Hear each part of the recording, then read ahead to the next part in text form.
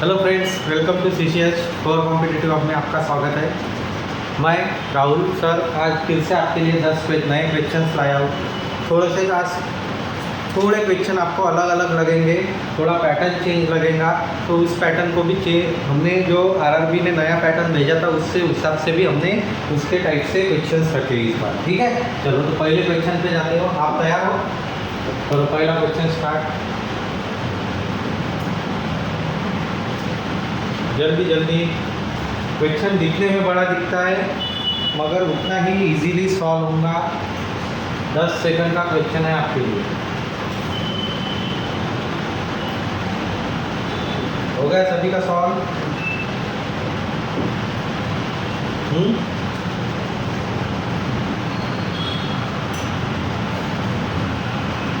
हो गया।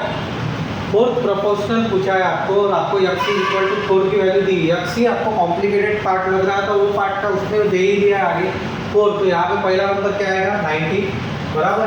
उसके नीचे 4 × 7 14 + 2 कितना आएगा आपका 16 इज इक्वल टू 936 + 2 कितना 38। और लास्ट नंबर क्या आएगा आपका फोर्थ प्रोपोर्शनल, तो उसे y कंसिडर करता हूँ। क्या आएगा आपका 19 2 38 और ये कितना आएगा 32। तो आपका आंसर कितना आ रहा है 32 इज योर आंसर। अब ऑप्शन गलत हो गया इसमें, ठीक है 16 ही आएगा ना यहाँ पे। सॉरी यहाँ पे गलत हो गया हमारा। क्या गलत हो गया 7 × 4 कितना हो गया 28 + 2 कितना हो गया 30। तो आपका आंसर कितना आना चाहिए 60। ठीक है, चलो नेक्स्ट सेकंड क्वेश्चन। कुछ भी नहीं था, एकदम इजी क्वेश्चन था। Second, Salim borrowed ₹7200 from the bank for some project at SI after a period of 3 years. Amount दिया है इसको 9057। अमाउंट लिखता हूँ मैं 9576 ये अमाउंट है। What was the rate of interest? तो आपको क्या निकालना है, रेट ऑफ इंटरेस्ट निकालना है। चलो निकालो।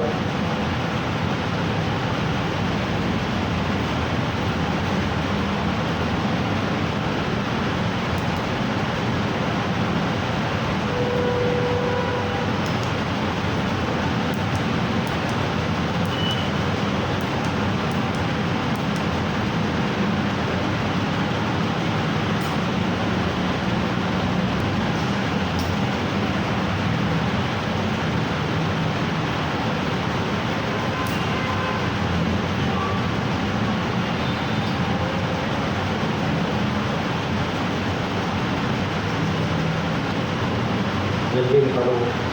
सीधा सीधा ऐसा का प्रॉब्लम दिया है आपको।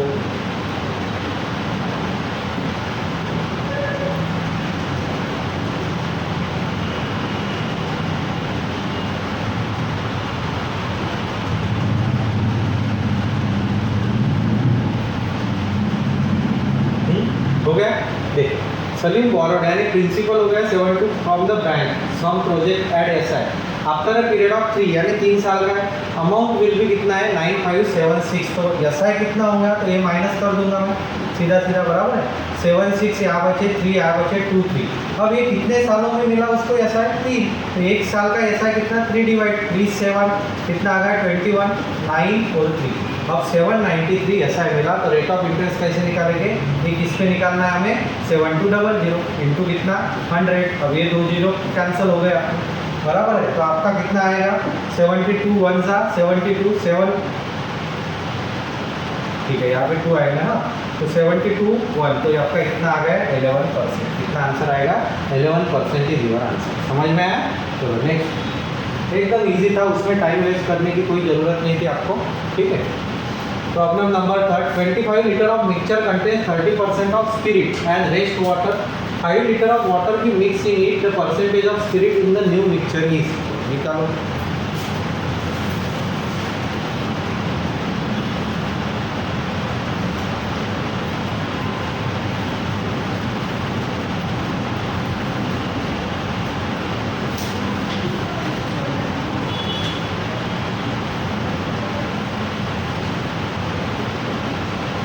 जल्दी।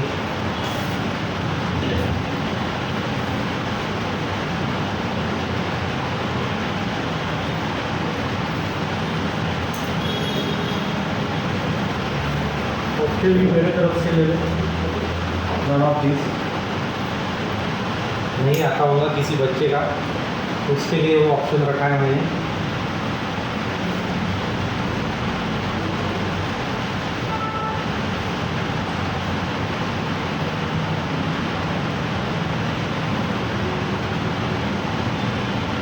हो गया, चलो देखते हैं क्या क्या दिया है यार। 25 litre of mixture contain 30% of spirit. तो मेरे को स्पिरिट दिया है कितना है 30%, तो 25 के 30% यानी कितना है 7.5 बराबर है। इतना कितना है स्पिरिट है एंड रेस्ट वाटर, आगे वाला वाटर है। इफ 5 लीटर ऑफ वाटर भी मिक्स इन इट, इसमें कितना लीटर वाटर ऐड किया 5 लीटर। अब पहले मिक्सचर मेरा कितना था 25, उसमें 5 लीटर ऐड किया तो टोटल मिक्सचर कितना हो गया 30। The percentage of spirit in new mixture, तो आपको किसकी निकालने हैं स्पिरिट के, तो वाटर निकाल के मत बैठो। 30 में 75 यानी कितने परसेंट, तो ये कट गया, यहाँ पे 0 आ गया बराबर है। 25 3 जा, तो 25 से इसको कितने से जाएगा 1, और वहाँ पे कितना बचा आपका 50, 1/5 1/5 यानी कितना आता है आपका, ये कितना हो गया आपका 25 1, और यहाँ पे कितना बचा था 2, तो 3/2 सॉरी 1/4 आएगा, तो 1/4 कितना आता है आपका 25%। ठीक है, पहले मेरा भी नॉन ऑफ दिस की तरफ बढ़ रहा था मैं, मगर ये कैलकुलेशन के साथ कितना आएगा 25%। ठीक है, चलो 4 2D का प्रॉब्लम है।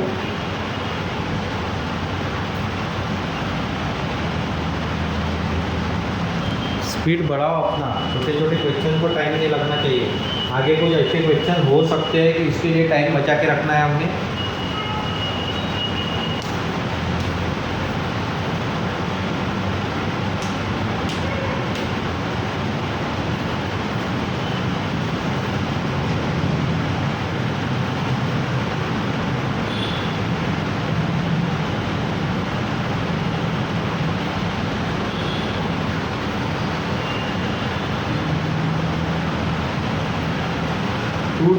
टू डी पे क्वेश्चन है, पूरे तरह आपके फार्मूला बेस ही रहते हैं। इसको फार्मूले याद होंगे, हेक्सागोन का, क्वाड्रिलेटरल के फार्मूले, ट्रायंगल्स के फार्मूले।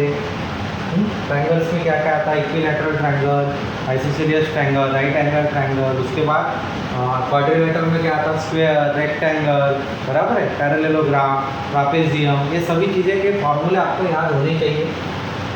उसमें सबसे ज़्यादा पूछा जाएगा वो पूछा जाएगा आपको स्क्वायर पे, रेक्टेंगल पे और ट्रायंगल पे, तो इन तीनों के तो आपको होने ही चाहिए। देखा था एक्सेप्शनल आपको हेक्सागोन पे, हेक्सागोन या पेंटागोन का फॉर्मूला सबसे इजी है। कैसे है तो चलो देखते हैं प्रॉब्लम क्या कहा है उसने कहा है the area of field in the shape of regular hexagon. Hexagon shape है तो इसका एरिया, तो एरिया का फॉर्मूला क्या है हेक्सागोन का 6√3/4 इंटू का है a² बराबर। अब आपको क्या दिया है कि वो वैल्यू दी है, यानी 2400 ये वैल्यू दी है आपको, √3 इज इक्वल टू, ये ऐसा क्वेश्चन बन गया आपका बराबर।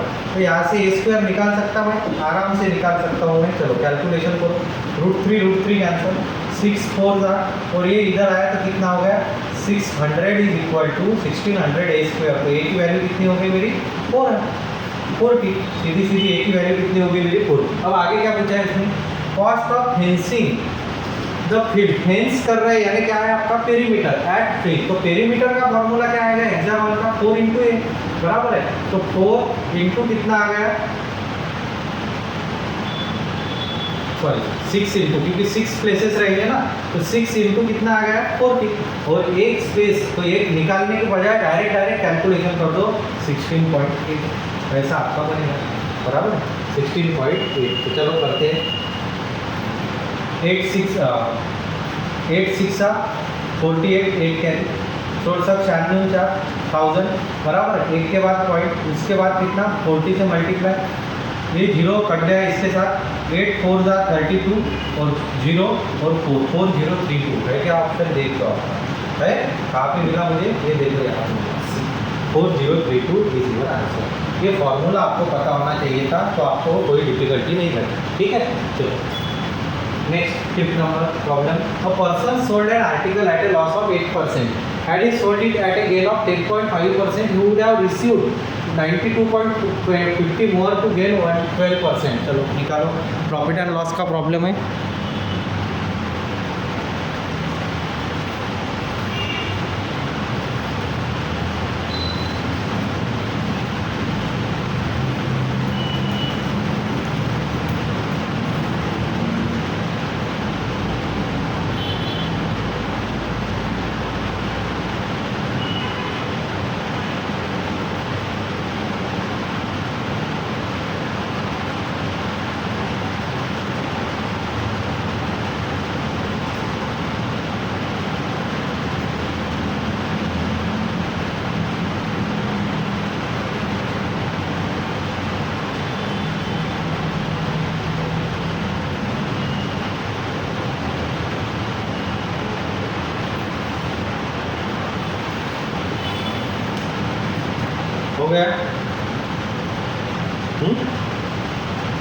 इस टाइप का प्रॉब्लम प्रॉफिट एंड लॉस में आने के चांसेस आपके बहुत ज़्यादा है, बहुत ज़्यादा प्रोबेबिलिटी है कि ये प्रॉब्लम आएगा आपका। ये यानी वैल्यू चेंज रहेगी, बाकी सब ऐसा ही सेटअप रहेगा आपका। ठीक है, चलो सॉल्व करते हैं। अब person sold an article at a loss of 8%। 8% का क्या हो रहा है, इसे लॉस हो रहा है। उसके बाद sold it at A gain of 10.5%, और गेन कितने का हो रहा है 10.5। तो इन दोनों की गैप कितनी आएगी आपकी 18.5।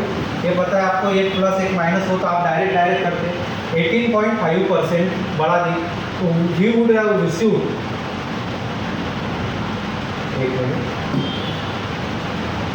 18.5% यानी बराबर कितने हो गए उसके 92.5। अब ये कितने का एक यूनिट बनेगा, यहाँ पे कोई बताएगा।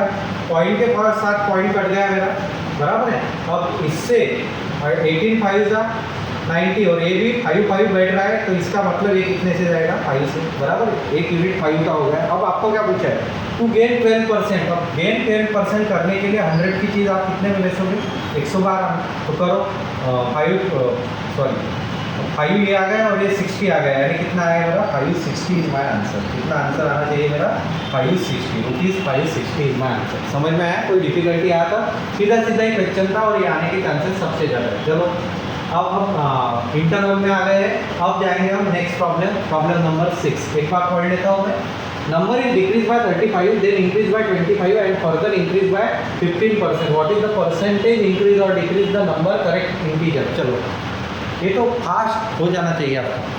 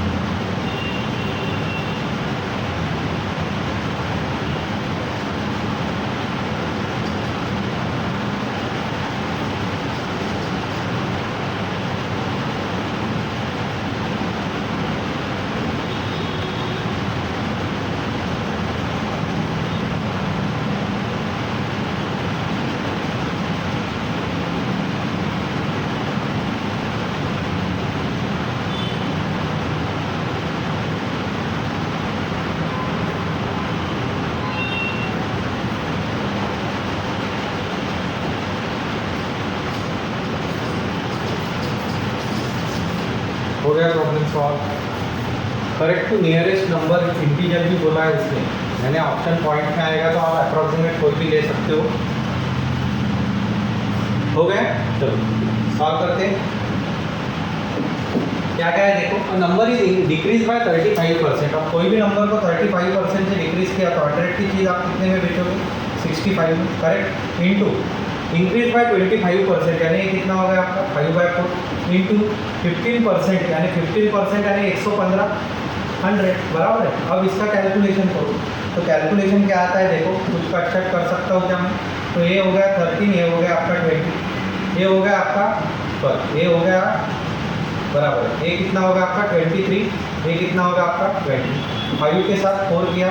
अब इसका कैलकुलेशन करो 33 था 39, 3 13 टू 26 यानी 299 और नीचे कितना आ गया आपका 320। अब इंक्रीज हुआ कि डिक्रीज हुआ, तो आपका क्या हो गया डिक्रीज।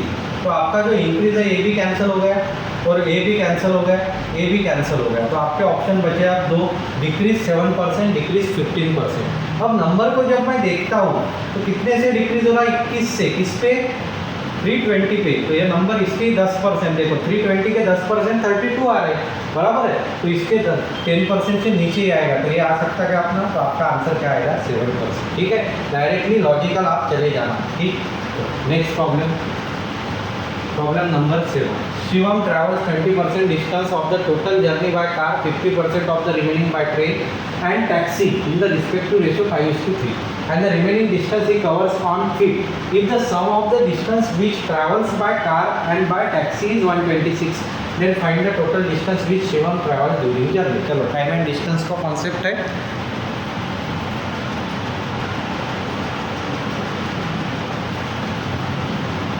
करो इसे सॉल्व। थोड़ा टाइम देता हूँ, करो।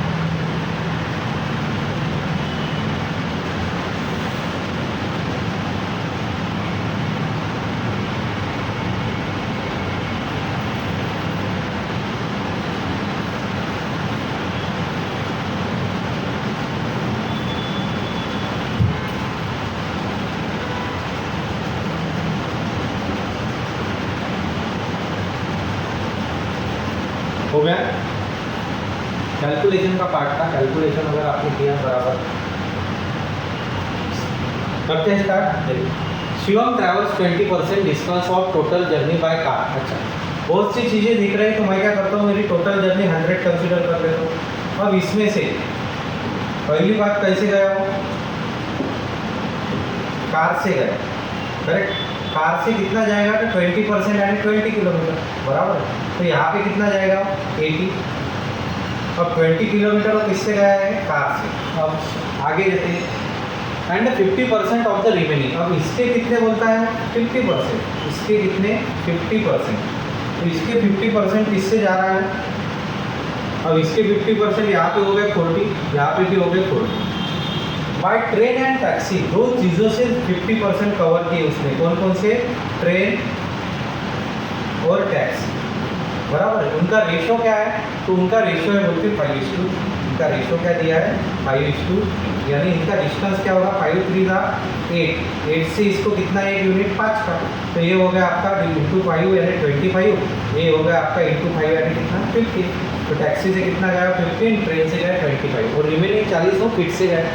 If the sum of the distance which travels by car and by taxi, car और टैक्सी आपको किस किस का दिया है, कार और टैक्सी, इसका कितना है बोलते 126। तो हम दोनों का 20 + 15 कितना आ रहा 35 इज इक्वल टू कितना 126। तो आपको क्या पूछा है उसने, find the distance which Shivam during the journey. During the journey कितना है अपना 100 इज इक्वल टू एक्स। अब इसे कैलकुलेट करोगे 126 इंटू 100 अपॉन कितना आ गया 35। 7 5 जा 35, 7 1 जा और 7 8 आ। 5 से इसको कितने से जाएगा 2 से, 18 2 जा 36 और 1 0 यानी 360। तो आपका डिस्टेंस कितना आना चाहिए, option first is correct answer 360। समझ में आया, सीधा ही हमने एक एक को स्प्लिट किया, 100 पे इसे सॉल्व किया। ठीक, चलो next problem number 8। There is a race of 1 kilometer among Hiten, Vikas and Priyank. Hiten and Vikas run 1 kilometer and Hiten wins by 10 seconds. Hiten and Priyank run 1 kilometer and Hiten wins by 125 meter है वहाँ पे। When Vikas and Priyank run a kilometer, Vikas wins by 15 seconds. What is the ratio of time taken by Hiten and Vikas? ठीक है, चलो इसके लिए थोड़ा ज़्यादा टाइम देता हूँ मैं, आराम से बराबर से इसे सॉल्व कीजिए क्योंकि हमने पहले का टाइम कवर करके रखा है। अब आपको इजी रहेगा।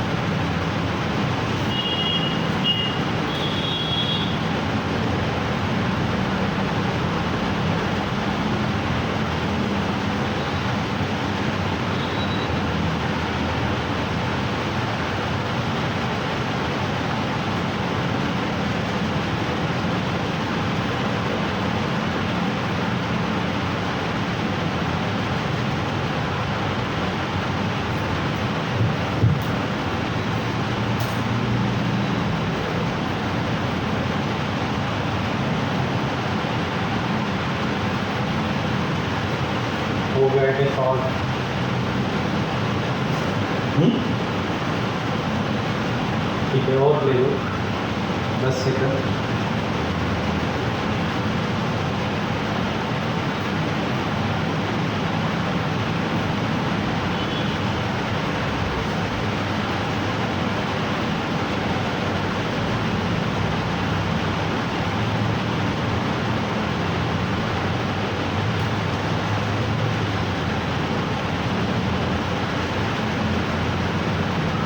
ठीक है, चलो सॉल्व करते हैं।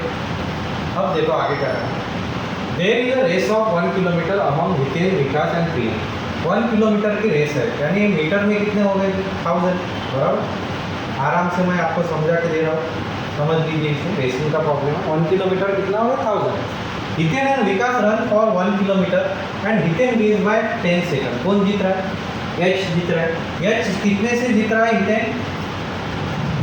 10 सेकंड से, यानी यक्स का टाइम ले लेता हूँ मैं यक्स, ठीक है। किसका? यक्स। हितेन को कितना टाइम लगता होगा? यक्स लगता होगा।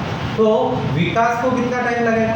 एक्स प्लस 10, बराबर है। 10 सेकंड ज़्यादा लगेगा, 10 से रेस हार गया ना, तो 10 सेकंड उसको ज़्यादा लगेगा। अब आगे जाते हैं। Hiten and Priyank run 1 kilometre and Hiten wins by 125 metre. Hiten और प्रियंक जब रेस कर रहे थे तो हितेन कितने से जीता? यहाँ पे आपको कितने से विन दिया? उसका टाइम से नहीं दिया, मीटर से दिया। अब मुझे एक बात बताइए, इसका मतलब प्रियंक ने कितना किलोमीटर, सॉरी कितना मीटर रन किया होगा? तो 1000 माइनस 125, यानी कितना आ गया? 875 मीटर गया, बराबर। और 875 मीटर जब हो गया तो उसका टाइम कितना आ गया? तो उसको टाइम कितना लगेगा? तो उसके लिए आगे स्टेटमेंट दिया है, Vikas and Priyank run a kilometre, Vikas wins by 15 second. यानी पहले ही विकास 10 सेकंड पीछे था, तो अब ये टाइम कितना होगा? x प्लस 10 प्लस 15, यानी कितना हो गया मेरा? x plus 25। कोई डिफिकल्टी समझ में आ गया? अब हम आगे जाएंगे इस क्वेश्चन पे। अब मुझे किसका टाइम पता है? तो मुझे एक बात पता है, ये दोनों चीज़ें, वैसे दोनों चीज़ें पता है, टाइम भी पता है और इनका टाइम निकालेंगे। 875 मीटर जाने के लिए प्रियंक को, तो 875, ठीक है। यक्स टाइम उसको लगता है 875 के लिए, इंटू कितना? 1000 इज इक्वल टू टाइम कितना लगा यहाँ पे? X plus 25। अब इसको कैलकुलेट करना पड़ेगा। कैंसलेशन कुछ होता है क्या देख लो। 25 से 3 को गया, बराबर है। 75, 12 बचे, 125 को कितना? 5, और यहाँ पे कितना? 4, यानी ये कितना बचा यहाँ पे? 40। और फिर से 5 से दिया तो कितना? 7, यहाँ पे कितना है? 8। तो प्रॉब्लम को मैं यहाँ पे लिखता हूँ आपको समझ में आने के लिए कैलकुलेशन। आपका प्रॉब्लम ऐसा हो गया, 8x/7 is equal to x plus 25, बराबर है। अब हम क्या करेंगे? 7 को इधर भेज देंगे। 8x इज इक्वल टू कितना? 7x प्लस 175, बराबर। एक्स की वैल्यू कितनी आ गई आपकी? 175। एक्स की वैल्यू कितनी आ गई? 175। और आपको क्या पूछा है? तो एक्स यानी 175 किसकी वैल्यू हो गई? इसकी। और 185 किसकी हो गई? फिर इसकी। और इसकी कितनी होगी? फिर 25 बढ़ा दो, तो कितना हो गया? 200। आपको सभी वैल्यू मिल चुकी है। आपको जिसका रेशो पूछा है वो निकाल सकते हैं। Time taken by Hiten and Vikas, किसका रेशो पूछा है मुझे? हितेन एंड विकास। तो हितेन का टाइम कितना है? 175। विकास का टाइम कितना है? 185। 5 से डिविजिबल 10 की गैप, यानी इन दोनों में 2 की गैप वाला ऑप्शन चेक करना पड़ेगा। ये है वो दोनों भी ऑप्शन है, तो दोनों को भी चेक करता हूँ मैं। 5 से करता हूँ। 5 3 का 50, 5 5 35, पहले वाला ऑप्शन कौन सा है? तो 35 इसको 30। इसको भी करके देखो। 3 कितना बचा मेरे पास? तो 7, 35 टू 7, 37। ये आंसर समझ में आया? पूरा मैंने डीपली आपको समझा के दिया पूरे आराम के साथ, ठीक है। चलो next problem. A man can row 6 kilometers still water, speed of current is 2 kilometer, 3 hours more upstream than that of downstream. Find the distance. एक तो इजी कॉन्सेप्ट हो गया है। चलो इसे जल्दी से सॉल्व करो, इसके लिए टाइम नहीं लगना चाहिए।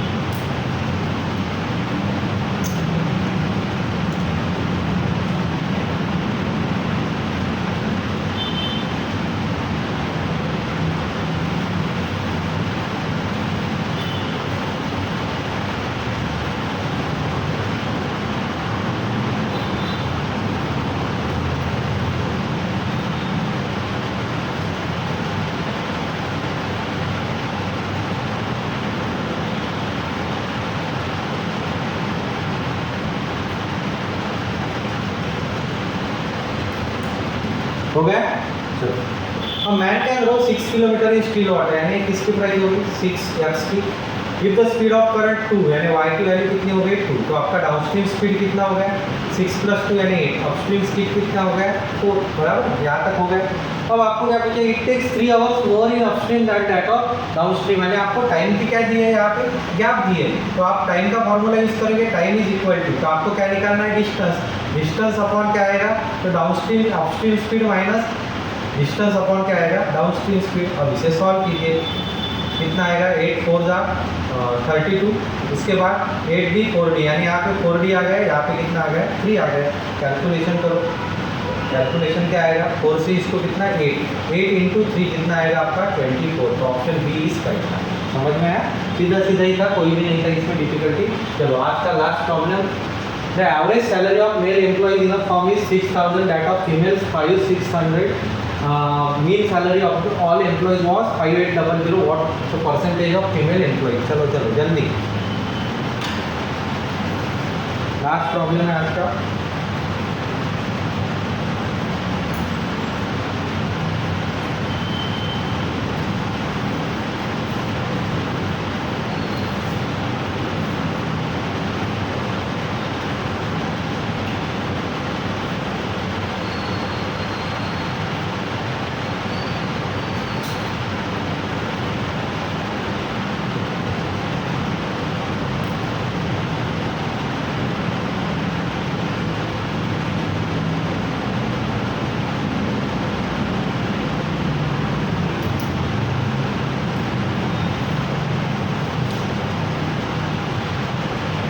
हो गया,